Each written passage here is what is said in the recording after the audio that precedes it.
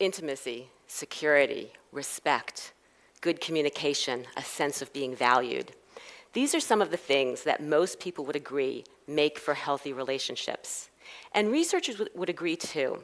There's a large body of literature on romantic relationships that's identified the features of healthy relationships, and the list I just provided contains many of them.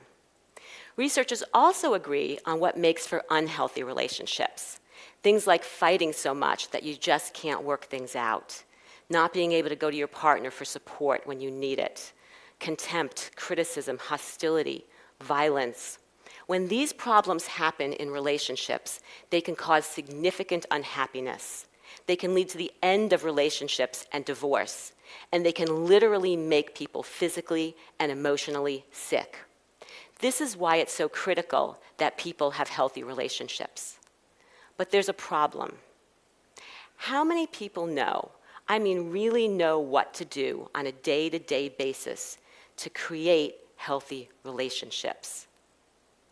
My point is this: we may know what a healthy relationship looks like, but most people have no idea how to get one, and no one teaches us how to do so. We need to teach people how to have healthy relationships. Now, you know when we typically do so? After it's too late. It's called couples therapy. I do couples therapy, and it can be a wonderful thing. But many people come to couples therapy with so many ingrained problems and patterns that they just can't change. It's too late. You know when else we try to teach people how to have healthy relationships? Right before they get married. It's called premarital education.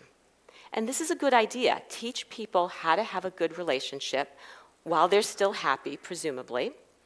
And it can work, but in my opinion, it's still too late. Why? Because people have already selected the person they want to commit their life to. What if they've selected poorly? No amount of premarital education can make up for a bad partner choice.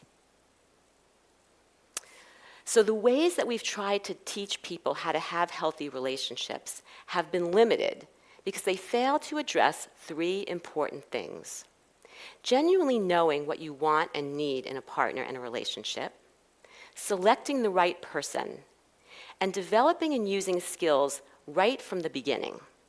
And I don't mean the beginning of any particular relationship. I mean the beginning, like as soon as possible. We need to teach people, especially young people, how to have healthy relationships. Now, towards this end, my colleagues and I have developed a skills-based model of relationship functioning that we believe can help people create the things that lead to healthy relationships and reduce the behaviors that lead to unhealthy ones. We've identified 3 skills: insight, mutuality, and emotion regulation, that form the basis for what we call romantic competence. Romantic competence is the ability to function adaptively across all areas or all aspects of the relationship process, from figuring out what you need, to finding the right person, to building a healthy relationship, and to getting out of relationships that are unhealthy. I'll tell you more about the skills in a minute, but first let me say, we didn't just make this up out of the blue. We identified the skills based on a thorough review of theory and research. And the skills really represent the commonalities across the major theories and research findings on healthy relationships. And because they represent the commonalities, we think they really can help people with all the different parts of the relationship process and with all different people, whether people are in a relationship or not. So let me tell you about the skills. The first one is insight. Insight is about awareness and understanding and learning. So with insight, you'll have a better idea of who you are, what you need, what you want, why you do the things you do. So let's say you're being really snappy to your partner. With insight, you might notice or realize that it's not that your partner's doing anything, it's actually that you're really stressed out at work, and what you really need is to relax a little bit so it doesn't bleed out over into your relationship. Insight will also let you know your partner better. Let's say your partner shows up late for a date. With insight, you'll know why. For example, maybe your partner's late for everything. It's nothing about you, it's nothing about the relationship. That's just who your partner is. With insight, you'll be able to anticipate the positive and negative consequences of your behavior. For example, you'll know that if you send that nasty text, it's not going to go well. Maybe you better make a phone call instead. With insight, you'll be able to learn from your mistakes in ways that allow you to behave differently in the future. So maybe you'll recognize that you're the kind of person who tends to jump in really quickly. You get wrapped up in the romance of things, and then things don't go well. So you might be able to say, well, you know what, the next time, I'm just going to take things a little more slowly and not repeat the same mistake. And with insight, you'll have a better understanding about what's really right for you in a relationship. Maybe you're the kind of person who really needs a monogamous relationship. You're not okay with your partner seeing other people. Or maybe you'll realize it's just the opposite, that you're not ready to settle down and you need a partner who's okay with that. So that's insight. The second skill is mutuality. Mutuality is about knowing that both people have needs and that both sets of needs matter. With mutuality, you'll be able to convey your own needs in a clear, direct fashion that increases the likelihood that you'll get them met. So let's say you have to go to a really stressful family event and you'd like your partner to be there with you. You might say directly, you know, this is going to be stressful for me. I'd really love for you to be there. You'll be a good buffer for me. Is there any way you can clear your schedule to come with me? With mutuality, you'll be willing to meet your partner's needs as well. Let's say you know that your partner really likes to go to the gym first thing in the morning. It makes your partner feel better the rest of the day. Mutuality will let you be willing to support your partner in this, even though you'd really rather have your partner stay home and in bed with you. And mutuality also lets you factor both people's needs into decisions that you make about your relationship. So let's say you get a great job offer that you'd like to take, but you know it means you're going to have to work more, and you know how important it is for both you and your partner to spend time together. With a mutual approach, you might say, you know, I'd really like to take this job. It's really important to me. But I also am concerned about us spending time together. If I promise to protect some time for us, will you be okay with me taking this job? That's a mutual approach to relationships. The third skill is emotion regulation. And emotion regulation is about regulating your feelings in response to things that happen in your relationship. With emotion regulation, you'll be able to keep your emotions calm and keep things that happen in your relationship in perspective. So you might think, oh my goodness, this is a disaster. This is the worst thing ever. How am I going to handle this? With emotion regulation, you'll think, you know what? I can handle this. This is going to be all right. There's a way to deal with this. I'm going to figure this out. Everything's going to be okay. With emotion regulation, you'll be able to tolerate uncomfortable feelings and not act out on them impulsively. So you'll be able to think through your decisions more clearly. So let's say you're waiting for your partner to text you back. That text isn't coming. You're getting really anxious. You're checking your phone every 2 seconds. With emotion regulation, you'll be able to tell yourself, you know what, calm down. The text is going to come. I don't need to check my phone every second. I'm just going to put it away and focus on the task at hand. And with emotion regulation, you'll be able to maintain a sense of self-respect and commitment to your needs, even when bad things happen in your relationship. So let's say you have a breakup. You're feeling really depressed. You're really missing your partner. With emotion regulation, you'll be able to let yourself know that it's okay, that yeah, you're going to feel depressed, but you're going to get over it. You're going to get through this. If you beg and plead to get back together, you're not going to feel good about yourself, and you don't even want to be in a relationship that wasn't good for you. So insight, mutuality, and emotion regulation, I believe it's people's ability to use the skills on a day-to-day basis that lets them have healthy relationships. So let me give you an example of how this works. The other day I was talking to someone and she said that when her partner asked her what she wanted for her birthday, she told him she didn't want anything. So guess what? She didn't get anything and she got really angry and they had a big fight. Why? Because she really did want a present. She just didn't want to tell him. She wanted him to somehow know. It's called mind reading. It's a terrible idea. It never works.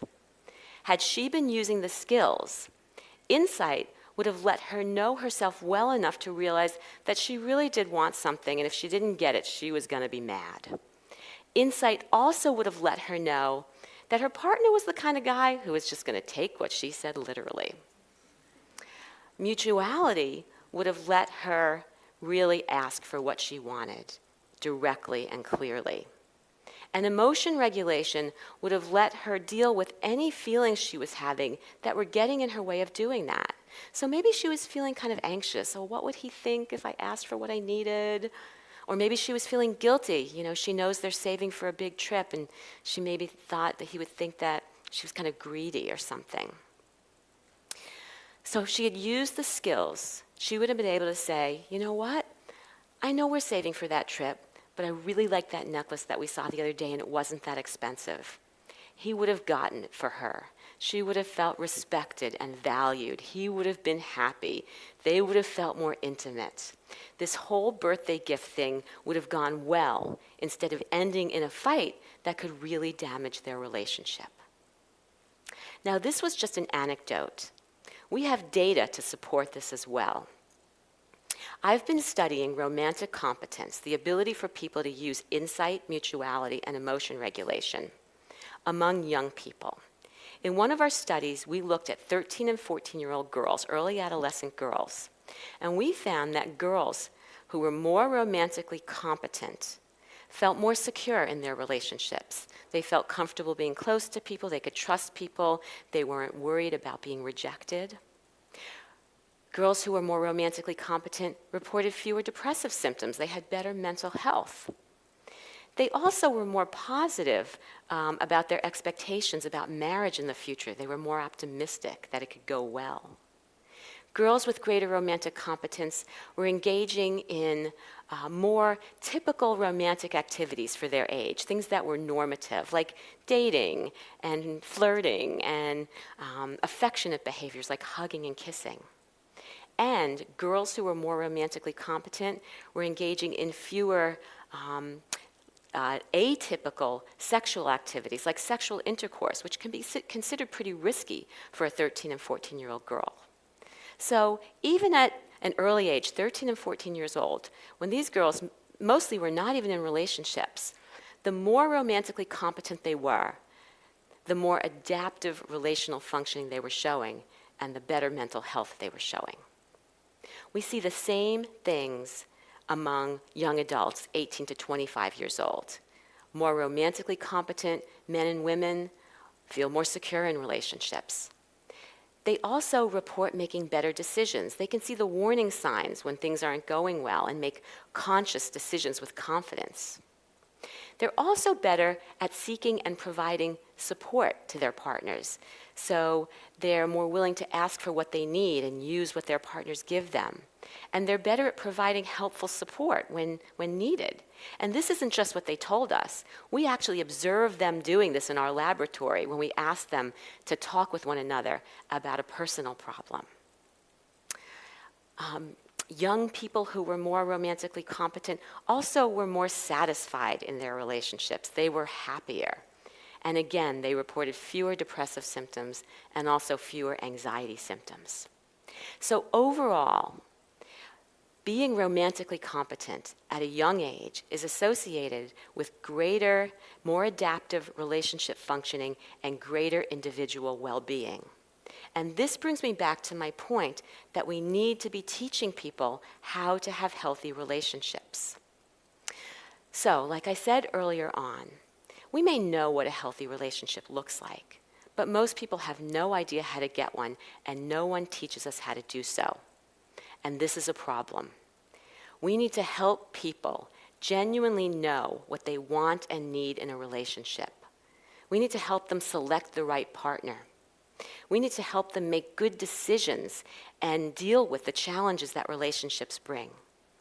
And we need to help them build and use skills right from the beginning. This is what the notion of romantic competence is all about. It's all about using insight, mutuality, and emotion regulation to reduce the behaviors that lead to unhealthy relationships, like fighting and poor support and hostility and criticism and contempt and violence, and create the things that lead to healthy relationships, like intimacy, security, respect, good communication, and a sense of being valued. And wouldn't all of our relationships benefit from this? I think they would. Thank you.